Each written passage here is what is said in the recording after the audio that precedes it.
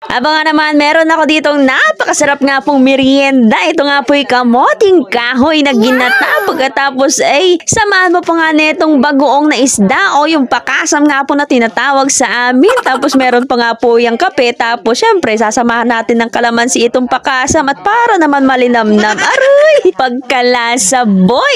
Ilang pagkaliemo na tikman. Sigurado isag ikaw ay pangagaw. Ay, charot! At magtitimpla na nga rin tayo ng Milo at para meron tayong panulak dito nga po sa kamoting kahoy. Naku, napakasarap nga po itong i-partner dito nga po sa ginamos, pakasam o bagoong na isda. Naku, whatever you call that dito sa kabagoong, I don't care. Basta ako ay kakain. Hindi naman gani ako rich kids. Ito ay nakasanayan at nakalakihan na nga po namin. At kahit paulit-ulit mo pa nga itong ihain sa amin, paniguradong hindi kami magsasawa na ito nga po ay kainin. Ay, sana all. At ito'y balik-balikan pa nga po namin kasi naman parang ribis ko, napakasarap ng feeling mo. Hay, charot. At kapag ito nga ni ang iyong merienda, panigurado, tanggal lahat ng galit mo. Ay, sana all, charot. At kaya naman, maraming salamat nga po kay Auntie Flo sa nagpamerienda nga po nitong kamoting kahoy with pakasam.